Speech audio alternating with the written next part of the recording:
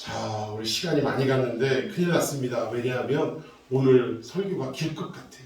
그리고 우리 교회는 성경을 많이 찾아보는 교회인데 오늘은 아마 역대급이 아닌가 싶습니다. 그래도 주시는 한 구절 한 구절마다 성령님이 여러분의 마음을 움직이시고 감동해 주셔서 여러분들에게 기쁨과 설교 빨리 끝났다, 더 안 해주시나, 이러한 기대와 소망의 마음이 충만해지기를 예수님의 이름으로 축원해 드리겠습니다. 자, 오늘은 오리엔테이션 시간이라고 할 수 있는데, 예전에 우리가 대학을 가거나 이러면 이 한 학기가 시작될 때 첫 번째 시간은 오리엔테이션이에요. 근데 이 오리엔테이션에 학생들이 많이 결석을 합니다. 왜냐하면 첫 시간이니까 출석도 잘 안 부르지요. 그리고 강의 본 내용을 들어가지 않고 막 이러저런 다른 얘기들을 하니까 학생들이 착각을 하고 많이 빠지고 땡땡이를 치는데, 여러분, 그 학기의 시작인 오리엔테이션 시간은 전체 학기의 대표가 되는 시간이고 중심이 되는 시간인 것을 놓치면 안 된다는 거예요.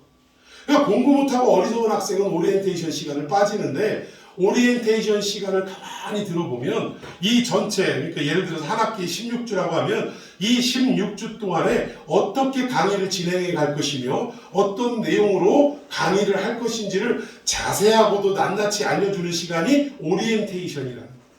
근데 이 시간 빠지면 되겠어요, 안 되겠어요? 오늘 이 시간도 에베소서 전체의 맥락을 뚫고 지나가는 오리엔테이션이라고 말할 수 있다는 것입니다.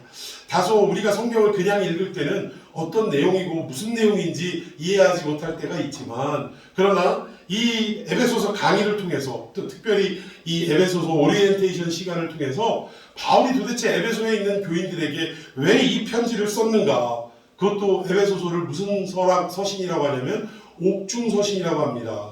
옥중서신이라는 것은 바울이 이 편지를 쓸 때 어디 있었다는 얘기예요? 감옥에 갇혀 있었다는 거예요. 그래서 에베소서, 빌립보서, 골로새서, 이걸 옥중서신이라고 해요. 그래서 이 옥중서신, 얼마나 다급하고 간절한 마음이 있었으면 감옥 안에서도 이 편지를 그 에베소 교인들에게 보냈을까. 이 마음을 우리가 좀 이해하면서 오늘 본문의 내용을 좀 살펴볼 텐데요.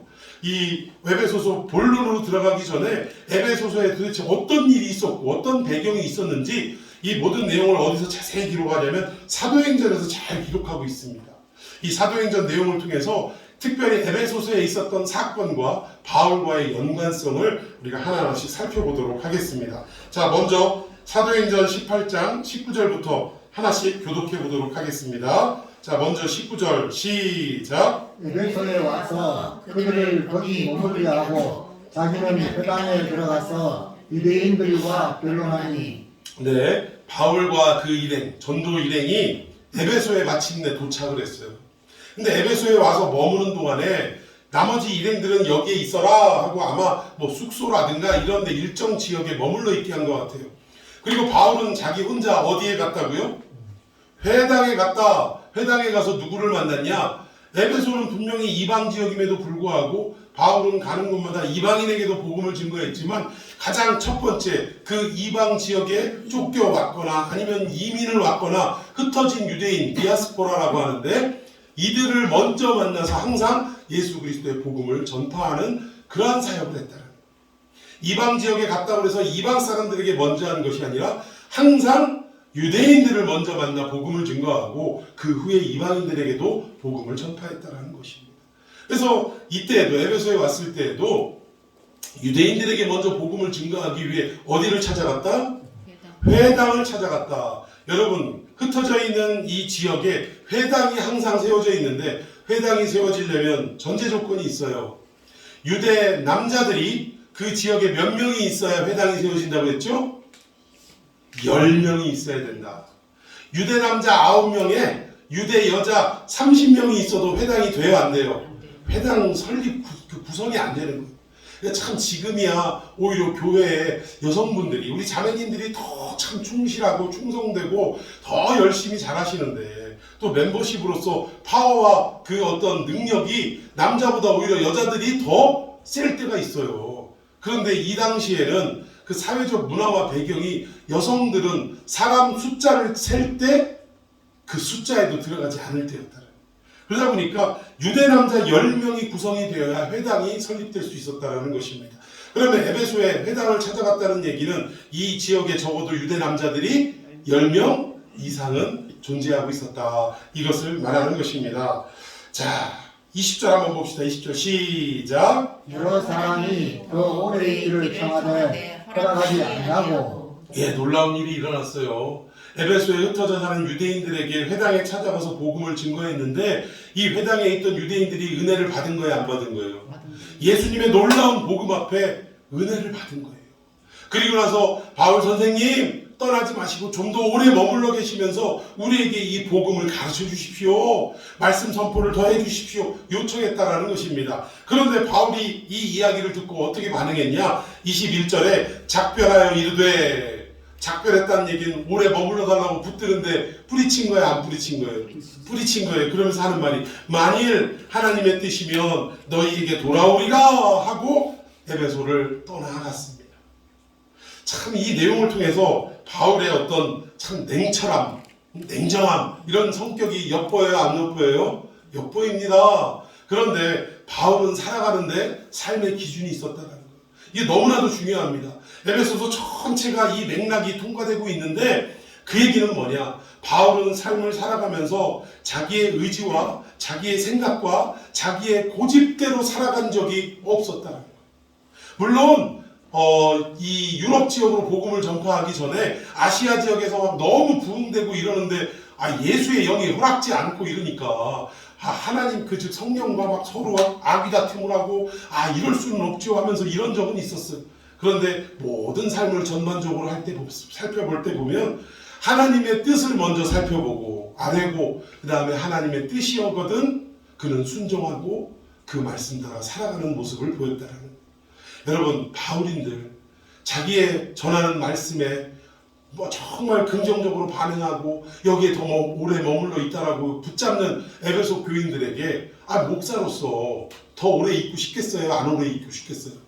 더 오래 있고 싶은 건 인지상정입니다. 그럼에도 불구하고 이미 바울에게 하나님의 또 다른 뜻이 있었기에 더 머물러 있고 싶지만 그리고 그 고달픈 나그네의 길, 그 순례자의 길에 얼마나 지쳤겠냐고 좀 더 쉬고 싶은 마음도 있었겠지만 하나님의 뜻이 아니기에 그는 주저하지 않고 하나님의 뜻이 있으면 내가 다시 이 에베소로 오게 될 것이다 라고 말씀을 전하고 떠나가게 됐다라는 것입니다. 바로 이 에베소서 전체에서 우리가 배워야 할 점은 뭐냐면 내 생각과 내 경험과 내 지식대로 모든 삶을 결정하기보단 누구의 뜻을 먼저 살핀다? 하나님의 뜻을 먼저 살피고 하나님의 뜻이오거든 하고 순종하는 저와 여러분의 삶이 되어야 할 줄로 믿습니다. 여러분 빗나간 얘기입니다만 우리가 기도하는 것도 마찬가지. 우리 그리스도인들이 기도할 때 보면 하나님의 뜻을 먼저 구합니까? 아니면 내가 원하는 말을 하나님 앞에 간절하게 목 놓아 소리 외칩니까? 솔직하게 얘기해 보세요.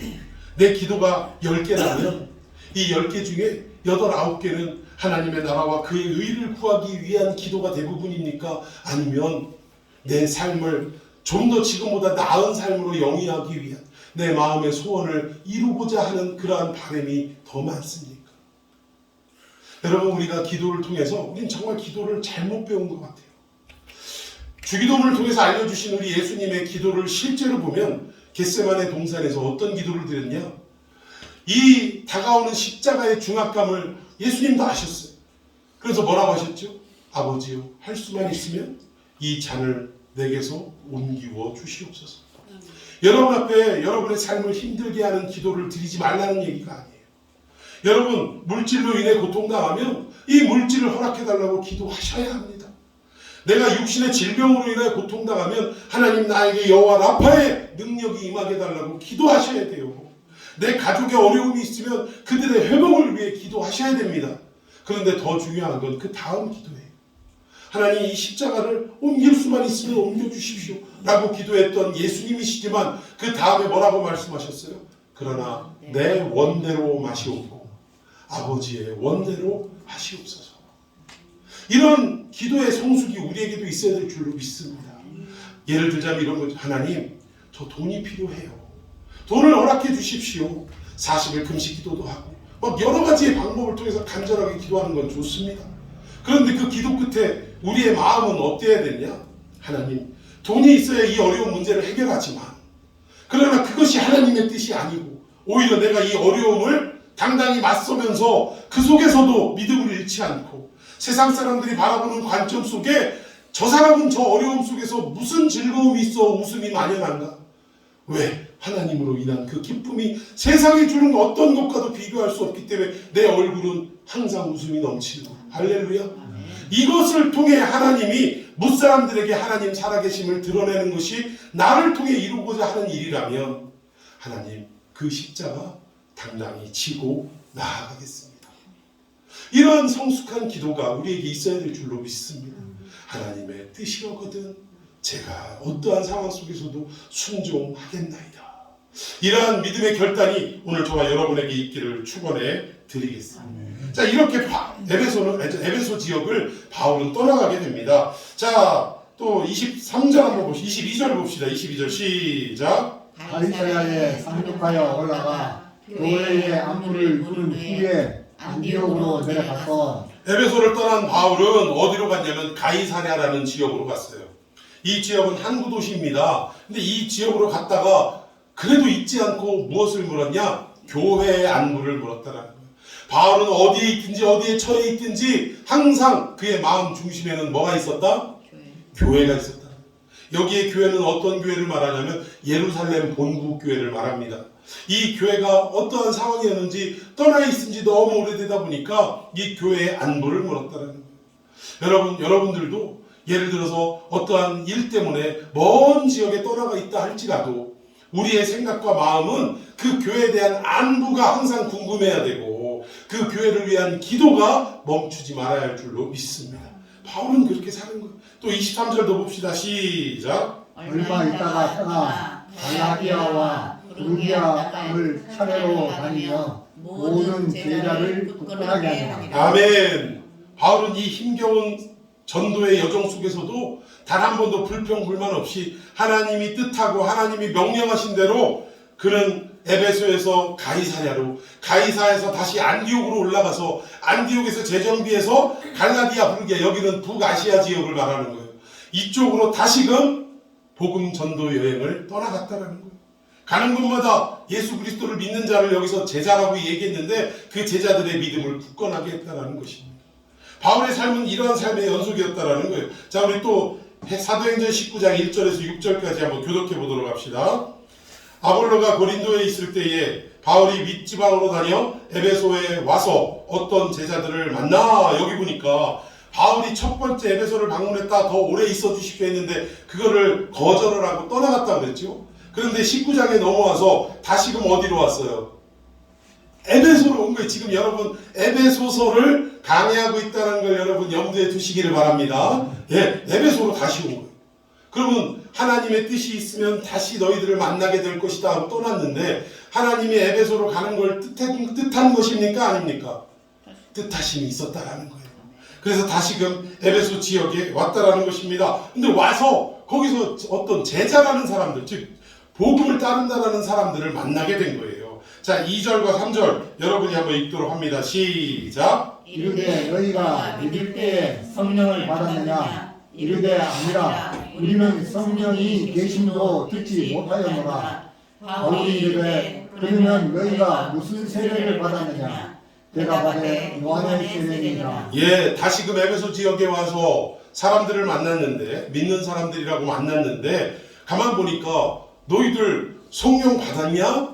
그랬더니 뭐라고 그래요? 성령이 뭐예요?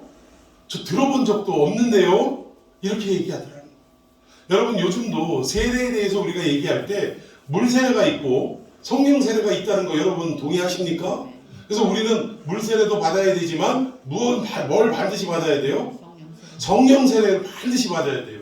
우리가 어떠한 연유에 의해서 목사님의 손을 통해 물세례 받는 것을 놓치고 빠뜨릴 수는 있어도 반드시 받아야 되는 것은 성령 세례인 줄로 믿습니다.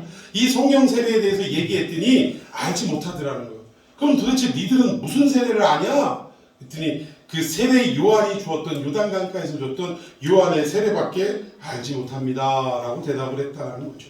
자, 우리 4절도 한번 읽어볼까요? 4절 시작. 바울이 이르되 요한이 회개의 세례를 베풀며 백성에게 말하되 내 뒤에 오시는 이를 믿으라 하였으니 이는 곧 예수라 하거늘. 예, 요한의 세례는 정말 세례 요한한테 요단강에서 받았다 그 얘기가 아니라 세례 요한이 줬던 물 세례의 의미를 지금 설명하는 거예요. 이 물 세례의 의미는 뭐였냐면 예수님이 오시기 전에 죄악으로 가득한 우리의 마음이 이 세례를 통해 어떻게 되는 거예요? 깨끗하게 씻어지는 세례를 말하는 것입니다. 즉 우리의 모든 죄를 회개하는 회개의 세례가 요한의 물 세례라 이 얘기예요. 그런데 이 요한의 물 세례도 그것으로만 끝나면 아무 의미가 없다라고 지금 바울은 강조하는 것입니다. 이 요한의 물 세례, 회개의 세례는 반드시 누구와 연결이 돼야 되는 거예요. 즉 내 뒤에 오시는 이인 예수님과 연결이 될 때 비로소 의미가 있는 겁니다. 우리가 교회 앞에 물세례를 받고 이 사람은 이전의 옛사람을 다 벗어버리고 옛사람은 다 죽고 예수 그리스도로 말미암아 새 사람을 입었다라는 징표로 물세례를 주는 것인데 이 새 사람을 입은 예수 그리스도로 새 사람을 입었다라는 연결점이 없이 옛 죄악에 대해서만 회개를 한 세례로 끝난다면 이 세례는 아무런 힘도 능력도 의미도 없는 거예요. 이런 부분들을 우리가 잘 알아야 한다는 것입니다. 자, 5절과 6절 여러분이 읽습니다. 시작. 그들이 듣고 주 예수의 이름으로 세례를 받으니 바울이 그들에게 안수하매 성령이 그들에게 임하심으로 방언도 하고 예언도 하니. 아멘. 이 모든 역사가 어디에서 일어났다고요 지금? 에베소. 그렇지. 이걸 잊으면 안 돼 지금. 제가 빌립보 얘기하려고 꺼낸 거 아니에요 지금. 사도행전을 거론하고 있지만 지금 이 얘기는 전부 누구의 어느 지역 얘기?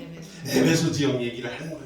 그래 결국은 회개 세례밖에 알지 못했던 에베소 사람들에게 예수 그리스도의 복음을 가르치고 또 예수의 이름으로 성령 세례를 허락했더니 어떤 일들이 일어났냐? 방언도 하게 되고 예언도 하게 되더라고요.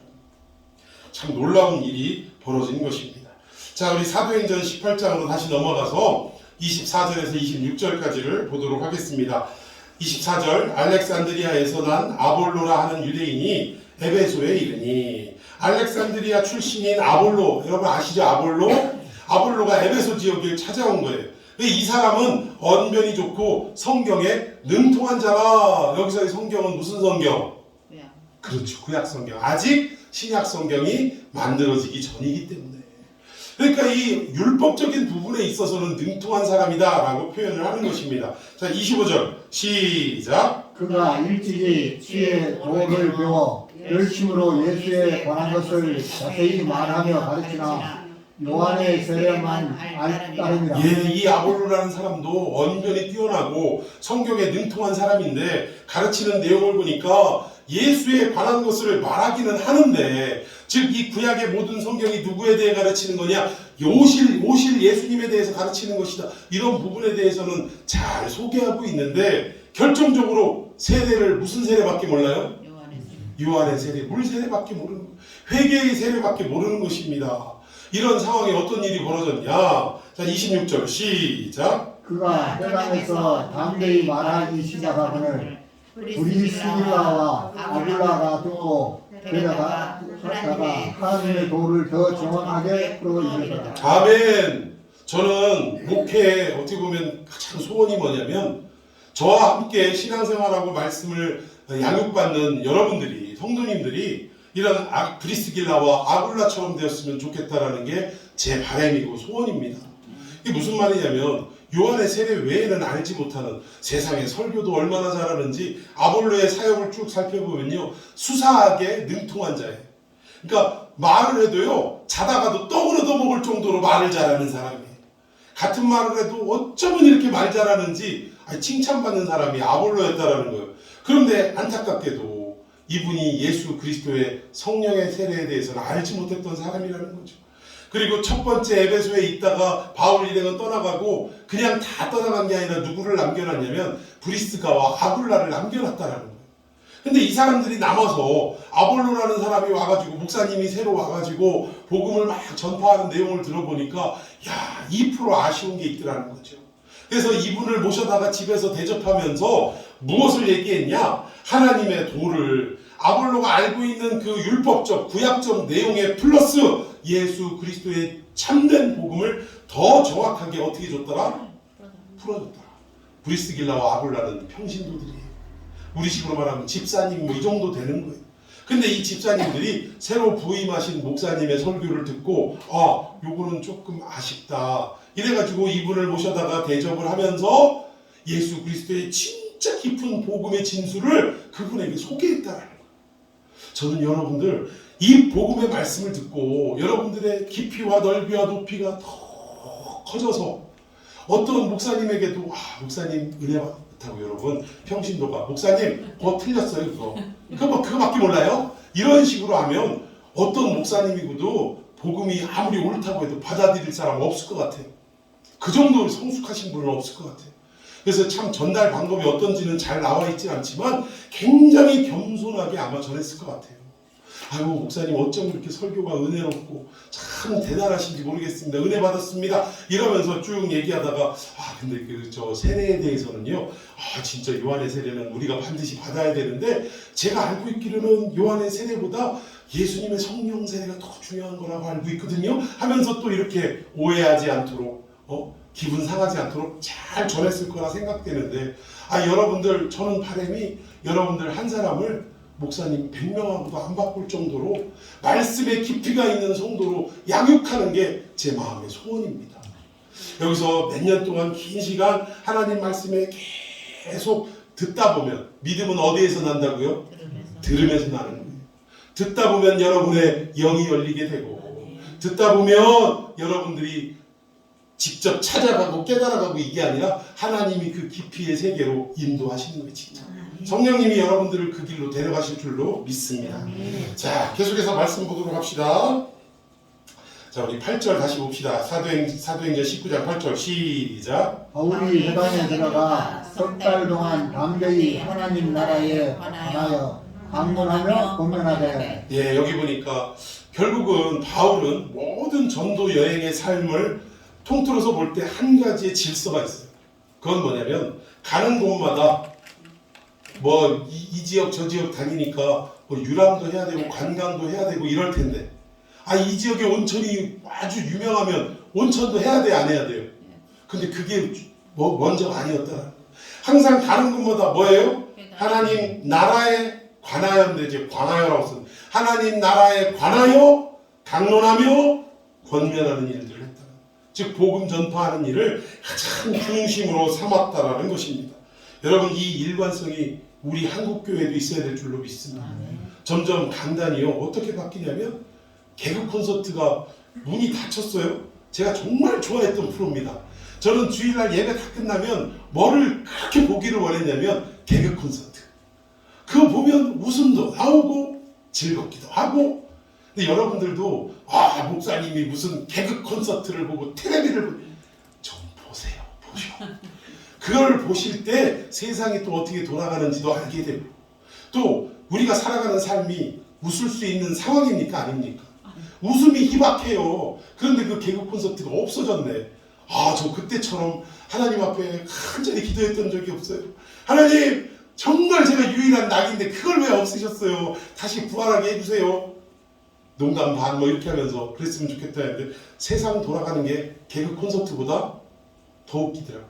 정치판이 더 웃기고 좀 너무나 웃겨요 진짜. 근데 어쨌든 가는 곳마다 복음을 증거하는 이 바울의 삶이 한국교회도 있어야 되는데 강단이 자꾸 뭘로 바뀌냐? 웃기는 현장으로 바뀌어요. 웃기는 현장.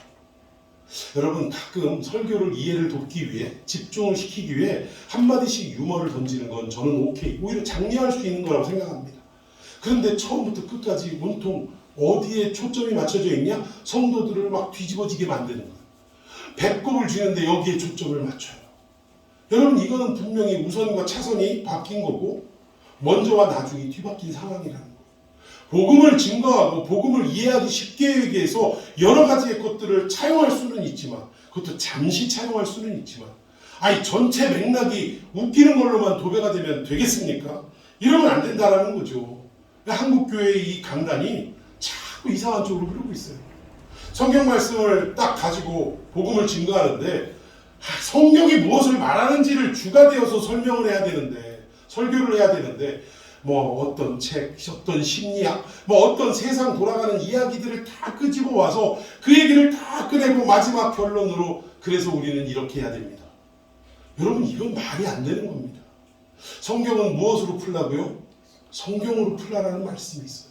그래서 물론 세상적인 이야기, 어떤 학자의 이야기도 차용할 수는 있지만 그것은 일부분이 되어야 되고 주된 맥락과 줄기는 성경이 되어야 한다는 거예요. 이런 부분들을 우리가 잘 생각해야 되는데 바울이 그렇게 살아갔다라는 것입니다. 자, 우리 10절 또 사도행전 19장 10절 12절 여러분이 한번 읽어보겠습니다. 시작. 2해 동안 이같이 하니 아시아에 사는 자는 유대인이나 헬라인이나 다 주의 말씀을 듣더라. 심지어 사람들이 바울의 몸에서 손수건이나 앞치마를 가져다가 병든 사람에게 얹으면 그 병이 떠나고 악기도 나가더라. 아멘. 가는 곳마다 복음을 증거하는 바울의 삶을 소개하고 있고요. 그런데 그때 당시에는 계시의 완성인 성경이 신약이 아직 나오지 않은 불완전한 상태이기 때문에 이런 놀라운 기적과 초자연적인 현상이 일어나고 있다는 거죠. 오늘과 똑같이 일반화해서는 안 된다는 것입니다. 물론 이런 기적과 초자연적인 현상이 안 일어나냐? 아니에요. 일어나요. 예를 들자면 멀리 저 북아프리카, 남아프리카 지역의 선교를 말라위 같은데 이런 지역에 선교간 선교사님이 그쪽에서 선교하다가 열병에 걸린 그 원주민들 병원으로 데리고 가야 되는데 열은 치솟고 차를 타고 병원에 갈래도 4시간 이상을 달려야 되니 가는 도중에 죽게 생겼고 그렇다고 가지고 있는 의약품은 없고 그러니까 이도 저도 할 수 없는 선교사님이 할 수 있는 건 뭐밖에 없어요? 기도밖에 없는. 하나님이 이 어린 아이가 열병에 걸려서 죽어가고 있습니다. 병원에 가는 도중에 죽을 것 같고 구비에는 약도 없습니다. 어찌할까요? 이 아이를 살려주십시오. 기도하는데 세상에 아프리카에는 가끔 이상기후라는 게 생긴대요. 그 뜨거운 더운 열대지방의 아프리카에 갑자기 뭐가 내리는 거예요? 우박이 내리는 거예요. 우박. 여러분 우박은 뭡니까? 얼음덩어리 아니에요. 그 우박 덩어리를 모아다가 그렇게 해서 이 아이의 전신을 다 이렇게 마사지하고 열을 식혀줬더니 그 아이가 정신을 차리고 회복되었다는 거예요. 선교사님들을 통해서 증언되는 메시지들이에요. 지금도 물론 이런 초자연적 현상이 있지만 그렇다고 해서 우리도 병원에 가면 해결할 수 있는 일을 나 약 안 먹어, 병원 안 가, 막 이러면서 끝까지 나는 기도로 나설 거야 하고 고집 부리는 사람들이 있습니까? 없습니까? 이건 잘못된 거예요. 근데 예를 들어 병원에 갔는데 암이라더라. 그런데 이 암을 병원에서 더 이상 의사가 손도 못 써보겠다더라. 그냥 먹고 싶은 거 다 먹고 그냥 그렇게 하고 가라더라. 이런 얘기를 한다면 그땐 우리가 남아있는 유일한 구원의 닷줄은 누구밖에 없어요? 우리 주님밖에 없는 거예요. 그때는 하나님 죽이시는 것도 하나님의 뜻이고 살리시는 것도 하나님의 뜻. 그렇다고 나 더 살아야 돼요, 살려줘야 됩니다, 이런 기도 하라는 얘기가 아니라 이제는 좀 초월해서 하나님 죽을 몸이 다시금 예수의 이름으로 살아나서 저들에게 증거한다면 하나님의 나라의 확장과 소개, 증거에 얼마나 도움이 되겠습니까? 하나님 이 일을 저를 위해 쓰신다면 저를 깨끗하게 낫게 하여 주옵소서. 이런 자세. 그러나 아까도 얘기했잖아요. 제가 결국은 이 병으로 죽는다 할지라도 누구를 원망하는 일도 없게 하시고 입술로 범죄하는 일도 없게 하시고 이 세상 죄 많은 이 세상 빨리 떠나서 우리 주님 계시는 그곳으로 가니 이 또한 영광이 아니겠습니까? 하나님 뜻대로 하시옵소서. 이런 자세가 우리에겐 있어야 한다는 것입니다. 그래서 바울 때는 이렇게 말씀을 증거해서 놀라운 일도 일어났는데 많은 사람들이 기적이 안 일어나니까 에이 저거는 능력도 없어, 복음이라는 거 예수 그리스도 아무런 쓸데가 없어, 이렇게 판단하니까 이때 결국은 하나님께서 어떤 일들을 일으키셨냐?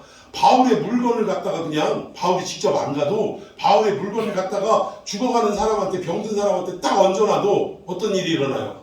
병이 낫는 역사가 일어나더라.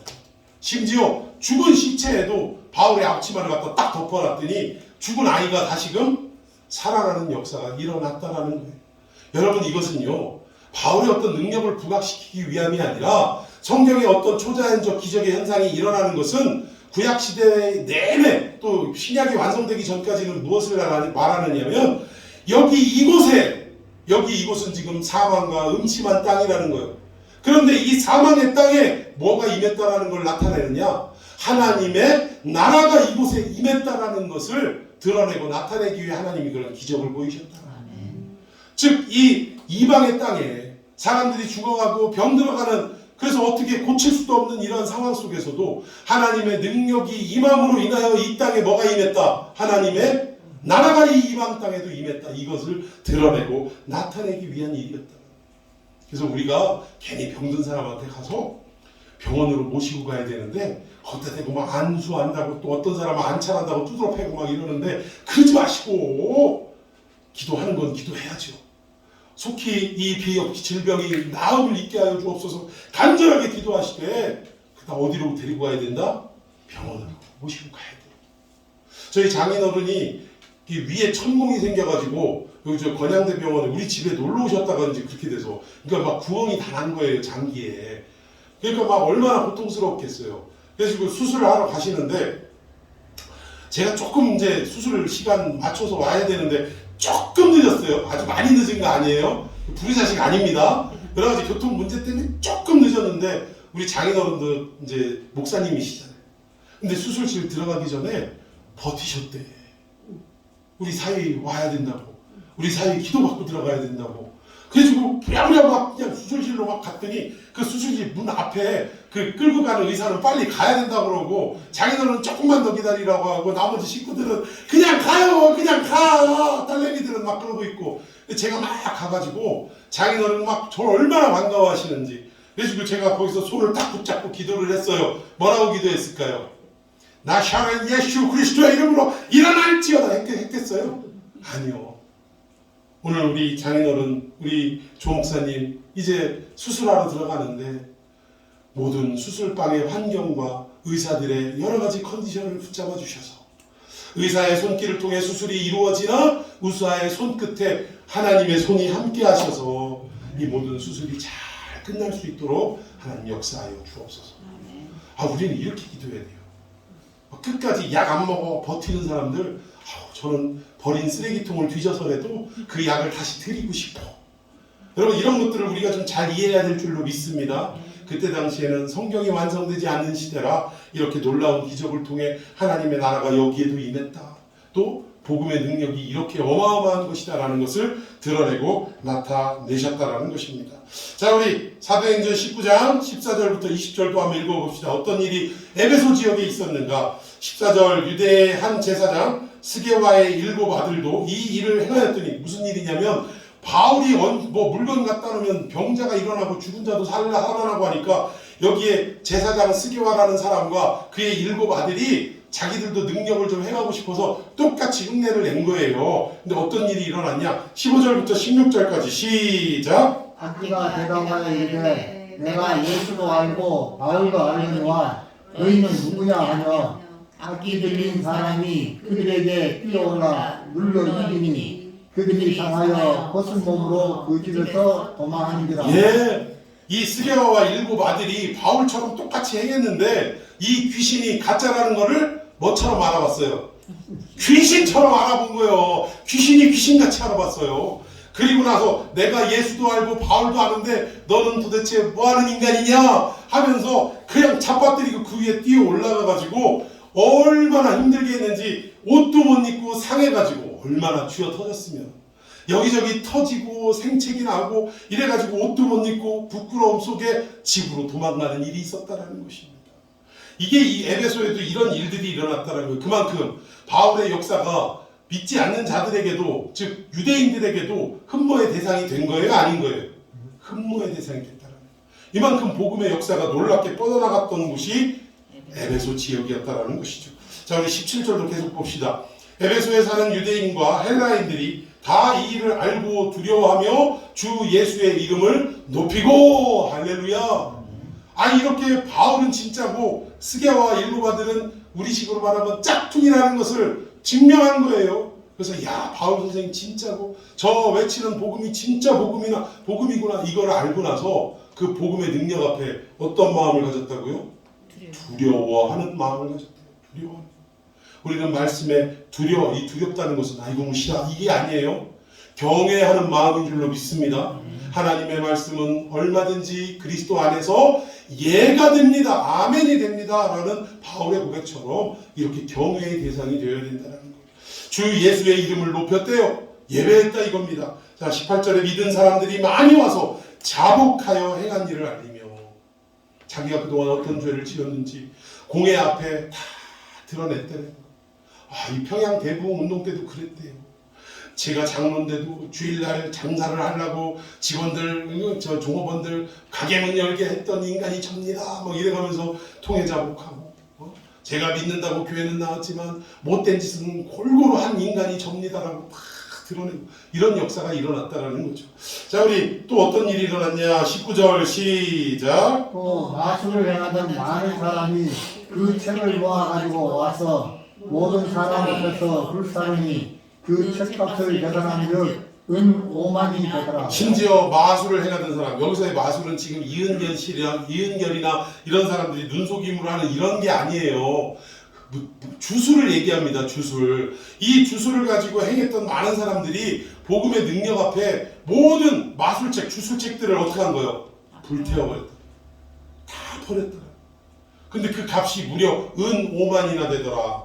우리 식으로는 가늠이 안 되지만 이게 어마어마한 상상할 수 없는 값어치라. 이걸 아낌없이 다 버렸다는 것이죠. 자, 그래서 이 에베소 지역에 어떤 역사가 일어났냐? 20절 시작. 이와 같이 주의 말씀이 힘이 있어 흥황하여 세력을 얻으니라. 아멘. 정말 우리 교회도 이렇게 되기를 소망합니다. 우리는 병자가 낫는 교회 이런 것도 좋지만 주의 말씀이 힘이 있는 교회가 되어야 될 줄로 믿습니다. 흥황하는 교회가 되어야 돼요. 다른 어떤 것으로 막 세력을 얻는 게 아니라 말씀이 뻗어감으로 세력을 얻는 교회가 되어야 한다는 것입니다. 자, 이렇게 기도하시기를 바랍니다. 자, 우리 또 사도행전 19장 23절부터 쭉 읽어보겠습니다. 그때쯤 되어 이 도로 말미암아, 바울이 전하는 도를 얘기하는 거예요. 그럼 좋은 일만 있었냐? 그렇지 않다라는 거죠. 이 도로 말미암아 적지 않은 소동이 있었으니 즉 데메드리오라 하는 어떤 은장색이 은으로 아데미의 신상 모형을 만들어 직공들에게 적지 않은 벌이를 하게 하더니, 그러니까 이 에베소 지역에 은장색이라는 건 금은 세공업자를 얘기합니다. 근데 이 세공업자가 아데미 신상을 만들었어요. 휴대하고 다닐 수 있는 신상을 만들어서 파는 일이었다라는 거죠. 그래서 이것 때문에 자기는 물론이거니와 데리고 있는 직공들까지 다 큰 돈을 벌게 해줬다라는 거죠. 자, 그런데 이게 지금 여러분들 보시는 게 아데미 에페소스, 지금 에베소라고 말하는 그 지역에 남은 터예요. 지금 왼쪽에 있는 게 우리로 얘기하면 왜 절은 다 무너지고 불타고 뭐만 남았다고 그래요? 절 터만 남았다고 하는 것처럼 이게 이 신상의 기둥 터만 남은 겁니다. 이 신전에. 그리고 멀리서 보면 이렇게 돌로 터만, 넓은 지역에 터만 남아있는데 이 터를 3D로 복원을 했어요. 그래서 어떠냐면 이 밑에 이게 여러분 웅장합니까 안 합니까? 대단한 거예요.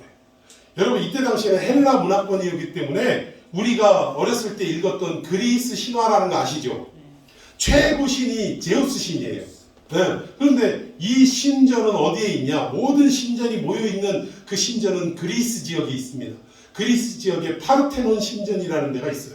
거기에는 웬갖 잡새가 아니라 잡신이 다 모여있는데 거기가. 그러면 가장 큰 곳이 파르테논이어야 되는데 신기하게도 이 에베소 지역에 아데미 신전이 어느 정도냐? 이 파르테논 신전보다 몇 배나 더 큰 웅장한 신전을 가지고 있다는 거죠.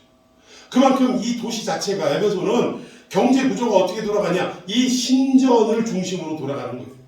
이 신전에 아까 아데미 신상을 만들어 파는 그 구리장세 데메드리오라는 사람, 이 사람은 결국은 이 신전과 관계되어 있는 물건을 팔아서 이 에베소 지역에 있는 사람들과 이 신전에 예배드리러 오는 모든 사람들이 이걸 파는 거죠. 그러니까 이 경제 구도가 어떻게 넘어가냐? 신전과 뗄래야 뗄 수 없는 구도로 넘어간다는 거예요. 여러분 당시에 고기 문제로 한번 바울이 문제가 이게 문제가 돼서 한번 변론을 한 적이 있는데 당시 여러분 고기 우리 푸주간에서 정육점에서 고기 먹을 수 있어요 없어요? 사 먹을 수 있어요 없어요? 있죠. 근데 그때 당시에는 신앙인들이 그리스도인들이 고기를 사 먹지 않았다라는 거예요. 왜 안 먹었냐? 고기라서? 아니요. 그게 아니라 당시의 경제 구도가 어떻게 이루어졌냐면 예를 들어 도축을 하면 짐승을 도축을 하면 이 고기를 다 도축장에서 뭐 우리 요즘은 말하면 저 육가공이나 이런 데로 보내서 다 이렇게 만들어내는 게 아니라 어디로 보내요? 신전으로 보내는 거예요. 신전으로. 그럼 그 신전에 모든 고기를 도축한 걸 제사상에 다 올리고 제사를 드리고 난 다음에 그리고 이 고기를 어디로 내보내요? 시장으로 내보내는 거예요. 그러니까 유통 구조가 짐승을 키우면 잡아서 신전으로 보냈다가 제사를 드리고 제물로 쓰고 그리고 그 제물로 쓰고 나온 것을 시장으로 유통시켜서 사람들이 사 먹게 됐다. 그럼 그때 당시에 고기 사 먹는 사람들은 다 뭘 사 먹는 거예요? 재물 사 먹는 거예요. 재물. 그래서 이 문제 때문에 바울하고 한번 붙었는데 경제 구조가 그렇게 돌아갔다라는 거예요. 나중에 바울은 먹어도 돼. 괜찮아. 그런데 내가 이걸 먹음으로 인해서 누군가가 아이고 우리 목사님 고사떡 먹네. 고사떡. 저는 지금도 기대가 되는 게 옆집에 지금 우리 치킨집이 새롭게 인수인계가 됐어요. 새로운 분이 왔는데 지금은 가 오픈을 한 상태고 또 오픈을 한다라고 하면 혹시나 이분 이렇게 봐서는 교회 다니시는 분이 아닌 것 같은데 오픈을 해갖고 그 주변 사람들이 뭘 돌리겠어요? 팥떡 뭐라 팥떡? 무슨 떡이라 그래요? 시루떡? 시루떡 이걸 돌릴 텐데 이 고사떡 아닙니까? 근데 이거를 제가 아우 고사떡 맛있겠다 하고 먹어도 되는데 예를 들어서 우리 이 믿음이 연약한 분들 중에 연약한 가운데 있는 분들 중에 목사님이 고사떡을 이런 분이 있으면 저는 어떻게 한다고요? 먹어도 되는데 그분 시험 들까봐 안 먹을 수도 있다 이 얘기예요. 뭐 이런 얘기가 있습니다. 어쨌든 이 신전이 결국은 에베소 지역의 경제 구조가 이 신전 중심으로 돌아가고 있을 때였다라는 것이죠. 자, 우리 계속해서 읽어보겠습니다. 그가 그 직공들과 그러한 영업하는 자들을 모아 이르되 여러분도 알거니와 우리의 풍족한 생활이 이 생업에 있는데 자기들도 돈 많이 버는 거 인정해야 하네요. 자기 스스로가 부자라는 걸 인정할 만큼 돈 많이 벌었다 이겁니다. 자, 우리 26절 여러분 읽습니다. 시작. 이 바울이 에베소뿐 아니라 거의 전 아시아를 통하여 수많은 사람을 권유하여 말하되 사람의 손으로 만든 것들은 신이 아니라니 이는 그들도 보고 들은 것이라. 예, 자기들이 직접 만들어서 이 신을 지니고 있으면 행운이 있습니다. 이러고 팔았는데 바울이 가르치는 복음은 뭐래요? 사람의 손으로 만든 것은 신이 아니다. 다 쓸데없는 것들이다. 이렇게 가르치니까 그 도를 접하고 들고 인정한 사람들은 아담이 신상을 살 일이 있습니까? 없습니까? 안 사는 거죠. 그러니까 영업에 막대한 타격이 생기는 거예요. 그래가지고 아마 조합을 다 불러모은 것 같아요.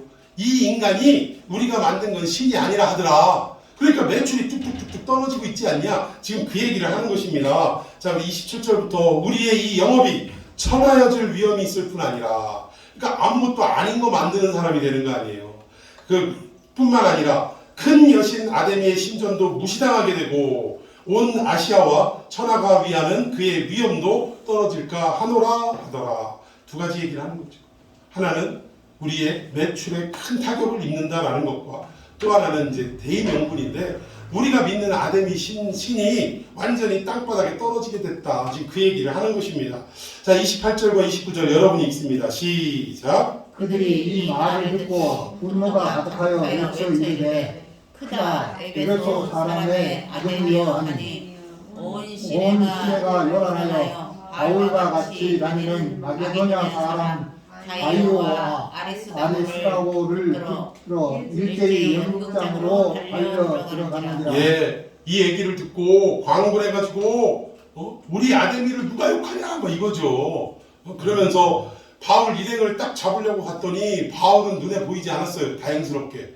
근데 바울과 함께 했던 가이오와 아리스다고라는 사람을 붙잡아서 지금 어떤 형벌을 가하려고 연극장, 우리 가끔 보는 그 원형 경기장 같은 데 있잖아요. 여기로 지금 끌고 갔다라는 것입니다. 그런데 얼마나 웃기냐면 사람들이 막 광분해가지고 마치 뭐 서초동이나 광화문이나 이런 데서 막 난리를 치는 사람들처럼 막 바글바글 때를 이뤄갖고 왔는데 거기에서 물어본 거예요. 당신 여기 왜 왔어? 뭐 때문에 왔어? 그러니까 이 사람이 뭐라 그래요? 나 잘 모르는데. 이 사람이 오니까 그냥 같이 온 거고 이 사람이 외치니까 같이 외치는 거야. 여러분 이 일이 실제로 요즘 벌어지는 가운데 행인들 이렇게 시위하는 분들한테 기자가 직접 가갖고 아유 어머니 여기 왜 오셨어요? 뭐 때문에 오셨어요? 말을 못해. 그냥 나쁜 놈이고 그냥 물러가라 이 얘기만 막 그냥 억지할 뿐이지. 아니 논리적으로 또는 어떤 이유와 원인과 결과에 대한 분명한 얘기가 없어요. 이게 진보든 보수든 다 똑같더라고요. 이게 군중심리라고 하는 거고 알지도 못하면서 남들이 욕하면 같이 욕하고 남들이 칭찬하면 같이 칭찬하는 게 우리네 인간들이라 이거죠. 이때도 아니 바울 일행기 저기 보니까 가이오와 아리스타고를 잡아가 놓고 어떻게 형벌을 하려고 원형 경기장 끌고 왔는데 너 여기 왜 왔냐? 그러니까 몰라 나 잘 모르고 왔어. 그냥 사람들이 여기 몰려드니까 나도 온 거예요. 이런 사람들이 태반이었다라고 성경은 말하고 있습니다. 결국은 바울이 3년이라는 긴 세월 동안 에베소에서 머물렀는데 그 지역이 잘 먹고 잘 사는 지역이고 대우받아서 그곳에 있었던 게 아니라 이만큼 바울은 그곳에 있기가 힘들었던 장소였다는 거예요. 그럼에도 불구하고 가장 오래 하나님 말씀을 외치기 위하여 그 에베소라는 지역에 머물렀다는 것입니다. 자, 우리 사도행전 20장에도 어떤 일이 있었는가 봅시다. 이제 이 지역을 바울이 떠나가게 되는 거죠. 우리 올해 이 표 말씀에 이 노래 작년 말씀에 이 말씀이 나와요. 작년 말씀에. 자, 우리 20장 28절부터 한번 읽어보겠습니다. 20장 28절. 여러분은 자기를 위하여 또는 온 양떼를 위하여 삼가라. 성령이 그들 가운데 여러분을 감독자로 삼고 하나님이 자기 피로 사신 교회를 보살피게 하셨느니라. 29절. 내가 떠난 후에 사나운 이리가 여러분에게 들어와서 그 양떼를 아끼지 아니하며. 이게 무슨 말이냐면 바울이 이제 에베소를 떠나게 됐어요. 왜 떠나게 됐냐? 바울을 잡아 죽이려고 하니까. 마음 편해서 에베소에 오래 있었던 게 아니라 하여튼 어떻게든 바울 죽이려고 눈을 부라리고 이랬던 도시가 에베소였다라는 것입니다. 그래서 바울은 떠나면서 일부 중직자들에게 교회의 감독자로 삼고 여러 가지 직분을 맡기고 그리고 당부하는 게 내가 떠나면 반드시 이 교회 안에 뭐가 들어온대요? 사나운 일이. 거짓 교사, 거짓 선지자들이 여기에 들어와서 여러분들을 아주 흩어뜨릴 것이다. 이걸 얘기하는 겁니다. 자, 30절 시작. 또한 여러분 중에서도 제자들을 끌어 자기를 따르게 하려고 어그러진 말을 하는 사람들이 일어날 줄 내가 아노라. 예, 거짓 교사가 들어와서 많은 성도들을 예수를 따르게 하느냐가 누구를 따르게 해요? 자기를 따르게 합니다. 한국교회에 정말 이 말씀이 경종을 울리는 말씀이 되어야 됩니다. 오늘날 예수를 따르는 성도들을 배출하는 데 힘쓰는 것이 아니라 누구 따르는 담임 목사 따르는 성도들을 배출해요. 담임 목사는 평생 목회할 거 아닙니다. 여러분 길어야 젊어서 뭐 목회 시작했다 하더라도 보통 70세에 은퇴를 하면 길어야 30년이 30년. 저는 바라는 게 저는 좀 늦게 시작을 해가지고 전 은퇴하기까지 성경을 한 권이라도 전체를 좀 강해를 끝마치고 은퇴를 했으면 좋겠는데 가능할지 모르겠어요. 근데 어쨌든 나는 몇십 년 또는 몇 년 목회하고 역사의 뒤안길로 어떻게 됩니까? 사라지는 거예요. 그러면 이 교회는 누구만 남아야 되죠? 예수님만 남아야 되고 그분의 말씀만 남아야 되는데 자기가 천년만년 살 것도 아니면서 자기 왕국을 만들어가는데 온 힘을 기울이더라는 거예요. 한국교회는 삼위일체가 아니라 사위일체라며요. 성부, 성자, 성령, 담임 목사라며요. 이거 빨리 고쳐야 됩니다. 목사님은 자기의 직분은 말씀을 증거하고 예수만 드러나게 하는 역할만 감당하면 되는 거예요. 종론 보내놨더니 지가 주인 행세하면 안 된다는 거죠. 이런 부분들을 우리가 정말 여러분들이 한국교회의 이 바람이 돼서 강물 같은 물줄기가 돼서 이 뒤 덮어야 된다는 거예요. 자, 계속 봅시다. 31절에 그러므로 여러분이 일깨어 내가 3년이나 밤낮 쉬지 않고 눈물로 각 사람을 훈계하던 것을 기억하라. 32절 시작. 지금 내가 여러분을 주와 및 그 은혜의 말씀에 부탁하노니 그 말씀이 여러분을 능히 든든히 세우사 거룩하게 아침을 입은 모든 자 가운데 기억이 있게 하시리라. 아멘. 바울은 떠나면서 장로님 이제 해변가에 다 만나기로 약속해서 모여놓고 장로님 제가 떠나가지만 이 교회를 잘 부탁합니다 했어요 안 했어요? 우리 후임 목사님 나는 이제 은퇴하지만 이 교회를 목사님한테 잘 부탁합니다 했어요 안 했어요? 안 했다니까요. 사람의 영향력에 부탁하지 않았다니까. 오늘 32절 보니까 주와 및 그 은혜의 말씀에 부탁했다. 여러분 교회를 이끌어 가시고 교회의 모든 역사를 좌우하시는 분은 우리 주님뿐인 줄로 믿습니다. 그분께 맡겨야 되는 거예요. 나 없으면 이 교회 어떡하나. 하여튼 군대 제대하는 놈들이 쓸데없는 걱정하는 게 이게 참 후임은 아무것도 모르고 나 제대하면 군대가 제대로 돌아갈 수가 있을까 이런 쓸데없는 걱정하는데 너 제대해도 국방부 시계는 똑같이 잘 돌아간다. 걱정하지 마라. 여러분 우리의 나약한 인간 나 하나 없어져도 하나님의 교회는 반드시 하나님이 이끌어 가시고 역사하실 줄로 믿습니다. 그래서 우리는 주님께 이 교회를 부탁드려야 되고 그분의 말씀 앞에 이 교회를 부탁해야 한다는 거예요. 여러분 이 모든 전반적인 내용이 에베소 교회에 깔려있는 내용이라는 것입니다. 자 우리 다시 에베소서 3장 13절 이제 돌아가서 한번 읽어봅시다. 시작. 그러므로 너희에게 구하노니 너희를 위한 나의 여러 환난에 대하여 낙심하지 말라. 이는 너희의 영광이니라. 아멘. 바울은요 결국은 에베소서 전체를 통해서 세 가지의 말씀을 전하고자 하는 의도가 있었다라는 거예요. 첫 번째는 어떤 거냐? 자 이제 선생님 감옥 속에 갇혀 있는데 이거 끝난 거 아니야?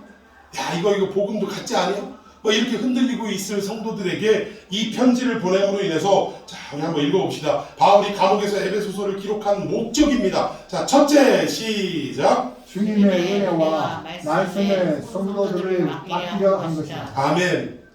자기 자신의 영향력이 아니라 하나님과 하나님의 은혜의 말씀에 이 교회와 성도들을 맡기고자 이 에베소서를 기록했다는 거예요. 어떤 인간의 영향력이 아닌 오직 주님의 능력에만 기대하는 바람이었다는 것입니다. 자 그리고 둘째 시작. 교회를 향한 바울의 말씀 사역의 연장선에 있다.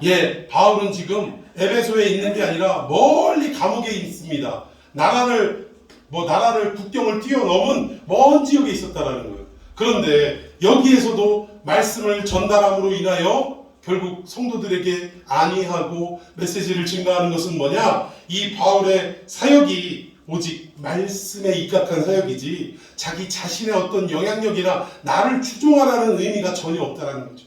첫 번째나 두 번째, 세 번째 의미는 같습니다만 조금 그래도 나눠본 거예요. 자 마지막 셋째 시작. 하나님의 말씀이 성도들을 보호하고 교회를 세우리라 하는 확신이다. 교회를 세우고 성도를 바르게 하는 것은 무엇뿐이다?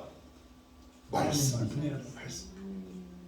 기도의 능력을 받는 것도 중요하고 방언의 능력, 통변의 능력, 병 고치는 능력 여러 가지의 능력을 받는 것도 중요하나 여러분 교회를 온전히 성장시키고 성도들을 온전히 성장시키고 보호할 수 있는 것은 무엇뿐이다? 말씀뿐이라는 거예요. 말씀의 토대하에 그 나머지 것들이 이루어져야 되지 말씀이 기초되지 않으면 여러분 예수님의 비유 중에 두 집을 짓는데 한 사람은 반석 위에 한 사람은 모래 위에 집을 짓는다. 근데 여러분 예수님도 바보가 아닌 이상 누가 어떤 인간이 모래 위에 집을 짓겠습니까? 그런데 유대 땅을 가보면요 건기에는 이 모래라고 생각했던 이 지역이 상당히 좀 이렇게 눌러보면 딱딱하고 서로 뭉쳐 있어가지고 딱딱하고 여기에다 집 지으면 튼실할 것 같은 생각이 든다라는 거예요. 근데 문제는 건기가 지나고 언제 우기가 오면 비가 막 쏟아 내려지면 이 딱딱할 거라고 생각했던 이 모래 뭉치들이 비가 맞으니까 습기가 들어가니까 어떻게 돼요? 부스러지고 흘러가게 돼요. 그래서 그 집은 무너지는 거예요. 우리가 반석이라는 말씀에 예수 그리스도라는 그 반석 위에 신앙을 잘 굳건히 세워가면 비가 오고 창수가 나도 우리 흔들리지 않을 줄로 믿습니다. 그런데 행여 어떤 병 고치고 하고 또 심지어는 우리의 삶의 기준으로 남을 도와주고 또는 선교하는데 어떡하고 여기에만 초점을 맞춘 이러한 분들은 결국 어려움이 찾아왔을 때 비가 오고 창수가 났을 때 무너져 내릴 수밖에 없다는 거예요. 그러니까 이런 부분들을 우리가 잘 생각해서 잘 기억해서 오직 하나님의 말씀이 우리의 모든 신앙의 기초가 되고 또 모든 기준이 되어야 함을 믿으시기를 바랍니다. 이제 다음 주부터 본격적인 에베소서가 진행될 텐데 이걸 우리가 정말 은혜 안에 깨달으려면 먼저 뭐 해야 돼요? 하나님 잘 깨닫게 해주시옵소서 하고 뭐 해야 돼? 기도로 여러분들 무장하고 오셔야 돼. 이제 그냥 오늘 주일이니까 예배드리러 와야지 이러고 오시면 안 돼. 하나님 오늘 에베소서를 통해 깨닫게 하여 주옵소서. 기도로 중무장하시고 그리고 또 한 가지 말씀을 어떻게 해야 돼? 학교 다닐 때 예습 해오는 것처럼 우리가 앞으로 배워야 할 이제 1장의 내용들을 여러분 어떻게 해야 돼요? 읽어오셔야지. 미리미리 읽어오시면 여러분 참 은혜 받는데 좋습니다. 어떤 광고처럼 이게 좋기는 좋은데 어떻게 설명할 방법이 없네. 한번 읽어와 보셔봐. 네, 그렇게 한번 우리가 에베소서를 진행하기를 바랍니다. 자, 우리 찬양하고 말씀 붙들고 기도하십시다. 주님 말씀하시면 내가 나아가고 주님 뜻이 아니면 내가 멈춰서겠습니다. 이러한 바람으로 찬양해 보십시다.